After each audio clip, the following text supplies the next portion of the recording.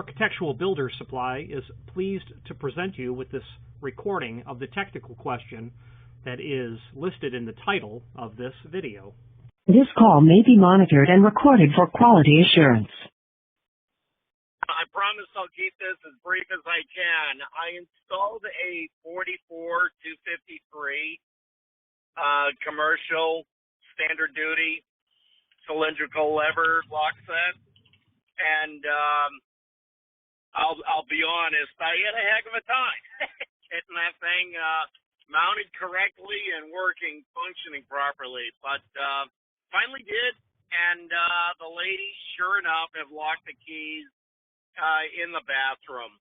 Can you give me any tips on how to pick that lock and get in, or should I just bow out and go hire a locksmith? Well,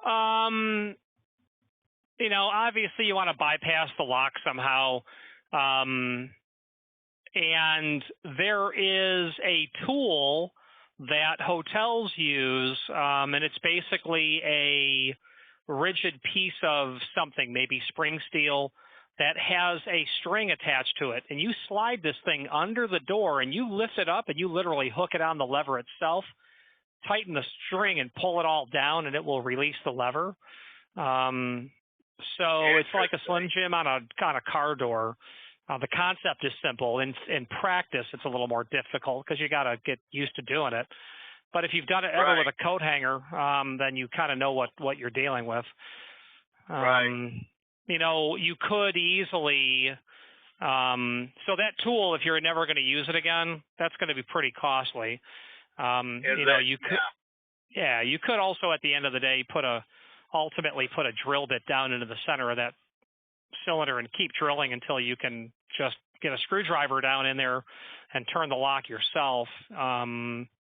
That's, destructive means are not a mark of professional-ism. You could hire a locksmith, and if they're just going to drill it out, you'll tell them, thank you, but I can do that myself.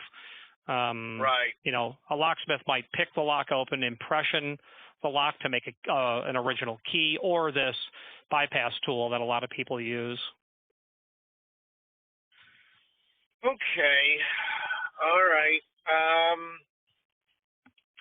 All right. It's sounding so. In other words, if I get that outer collar off, or even the handle off, by going in through that tiny little hole, and getting it off of there, especially when it's in the lock position, I cannot rotate that handle. That was one of the reasons they wanted me to buy them this handle, because they didn't want that handle turning.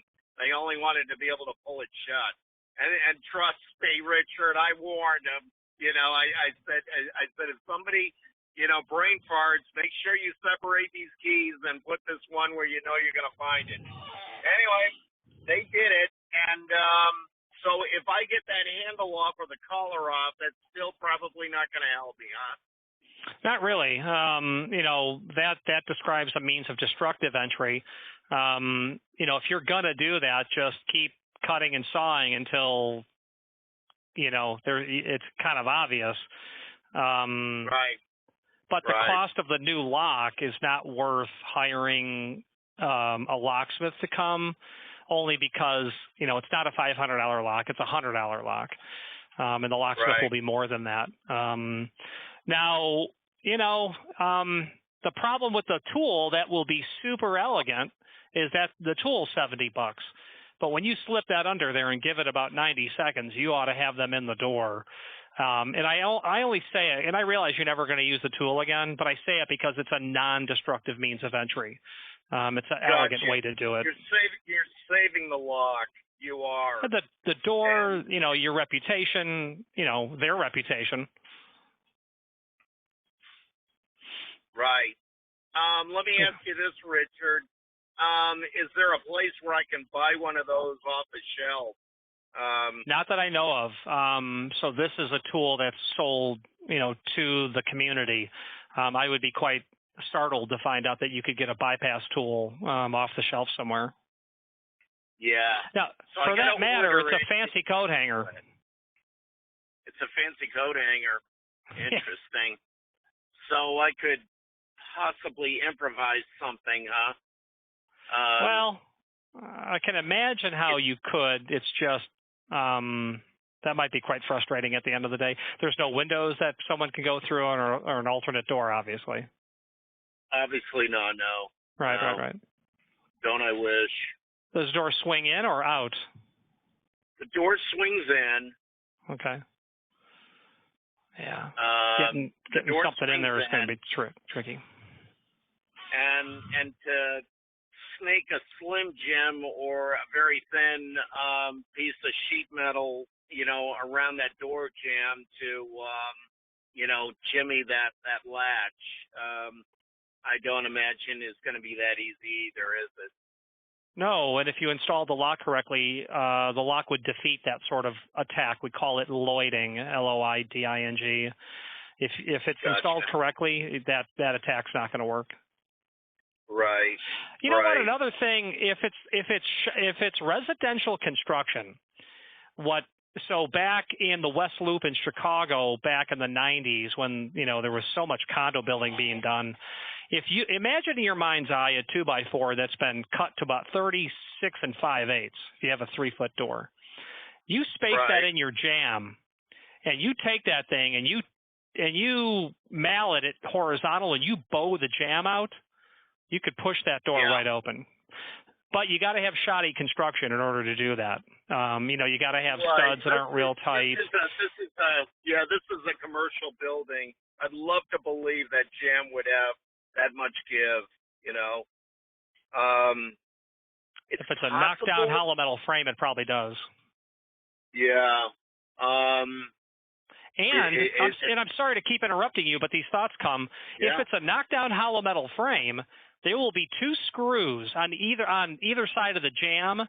Although you can't get to the inside one, you could loosen that screw, and you'll be able to spread that frame open a little bit. And if you did it on both sides, that attack might work better. As far as I'm concerned, it's either drilling the lock off the door, replacing it, or getting the fancy Slim Jim opening tool. And it's just a matter of how quickly they want to get into the door. All right. They really want to be in there within 48 hours, if not today, And I just got the call. So if I called and ordered that gadget immediately and had them overnight me, now we're talking $100, aren't we? You're definitely talking. Well, I've got them in Las Vegas, so it would be shipping from there. But yeah, $100 for the freight, guaranteed for that, if not more. The tool itself is $70. Right. To overnight it down here to San Diego. I mean, I'm a heck of a lot closer to Vegas than you are, but trust me, it's not going to get down here by tomorrow. I'd have to work pretty quick. It would be a couple of days. And once again, they paid for a new lock, minimum, even if I worked for free. And what would you guesstimate a locksmith is likely to save that damn lock? He's looking at they're looking at 150, probably 200, huh? I would say that would be the case, yes, sir. And at the end of the day, the locksmith might say, "Listen, I'm a locksmith, but I don't pick locks open. I'm a locksmith, but if you needed me, if the boat was sinking and it was going to stop when I could pick the lock open, we're all going to drown." So, you might you gotta tell a guy, "I need you to pick this lock open," and make sure that, and you'll tell him it's just a 6-pin, Schlage knockoff. And the guy might be like, "Yeah, I can be in that in 2 minutes." Or he might be like, "No, I'm not really good at picking locks. I could stand there for an hour." Right. Either they've developed the skill or they simply haven't. Right, There's exactly. very few people in between. Right. Okay. And even if he can open that in a few minutes of raking those tumblers,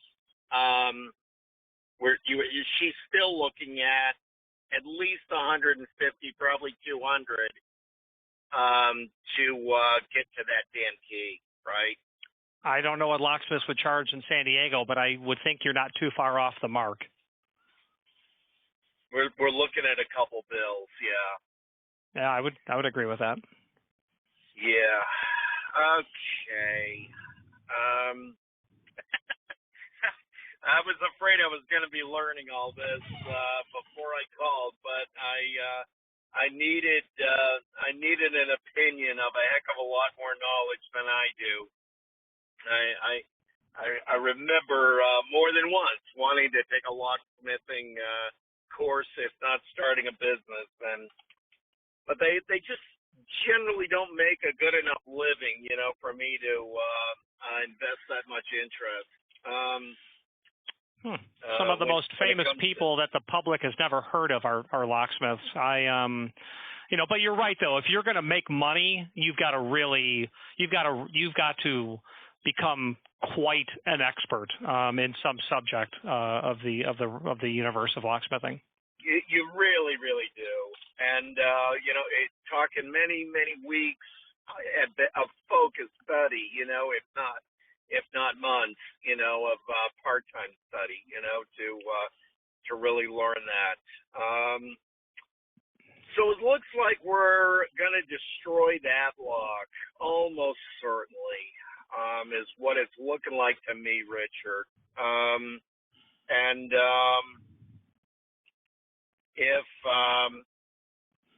If she wants me to do it or somebody else, by the way, how hard is what do I need to drill through those tumblers? High speed is probably not going to do it, is it? I'd have to go ceramic or carbide. No. Low end drill bit. There's nothing special about this cylinder. The key though is that you don't want to just drill through it. You want to drill in the proper location. And the proper location would be the shear line of where the bottom pins and driver pins meet. The issue with that is now we're getting into a conversation of the nuances of locksmithing that you're just best off hiring someone. If you drill down right through the broaching of the cylinder plug, well, you've made a big hole in it, but that's not the right place to drill. You need to be towards the top of the broaching in the cylinder plug so that you're smearing out only the pins and then can kind of get it to rotate. But, in other words, you can also the tumblers you need to destroy, not just where the blank where the key slides in, correct?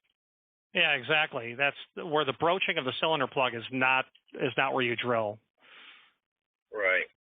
Right. Gotcha. I was a tool maker for 33 years, so trust me, I know what it can cost to drill in the wrong place. Oh yeah. Boy, you can make a bad situation much worse. Okay. All right. I'm afraid I'm going to have to break the bad news to her and have her hire somebody to destroy that lock. Is where I think we're going with this. Maybe. Go ahead. Sorry. Well, I've emailed you a link to the tool that I'm talking about. Maybe you or your client can call the locksmith and say, listen, do you have this blah, blah, blah? If you do, would you run over here and get this damn ass lever open for me? So, it's going to cost money, but, you might not be in a position of having to just make a mess of it. Right. Wow. Okay. R. Howard. Thank you. I didn't even know you had my email address. Okay. What do you think? They don't have anything in California, right? Or do they? Do they have any affiliates? I have no idea where to. That tool is considered restricted. I don't know where you could go buy one. I just don't know. A locksmith is not going to sell one. No, but they might show up with one, right? Oh, yeah, that's what I'm saying. You can call up the locksmith and say, I know the tool that I'm hoping you own. Can you drive over here with this Keydex K22 and get my lever open? I don't want to drill the lock out. I want a non-destructive means of bypass is what you're going to tell them. Can you do that? That's what you want. Gotcha. And I trust me, I know the locksmith that is going to have that tool. If anybody in Southern California is going to have it, it'll be them. The outfit is Grah, Grah. Grah. They're going to be able to. I would think as soon as anyone else, because they crack safes. They do a lot of stuff. So I would guess if anybody's going to be able to get that open as economically as possible, if not without destroying it, it's going to be them. Any other ideas, Richard? I think we've covered all the bases: destructive, non-destructive. Doing some of it yourself, none of it yourself. The only other thing I would add is they could have ordered an office function, meaning on the inside there's not a push turn button, but just a push button. So every time the door is pulled closed, it's automatically unlocked. So, which is not what they want. They want that always locked on the outside. But while it will allow anyone entry, when it's unoccupied, the upside is you could never lock your key inside. Right. And trust me, she's wishing she had done that right now. She really, really has. She specifically wanted me to order this one, so that no matter how many times they open and close that door, that outside handle is going to be locked. Until, of course, they turn the inside knob, the locking tab. Anyway, she's regretting it now. And I can't think of anything I could do to the hinges or anything else, right? No, because you can't get to them. They're on the inside. Yeah.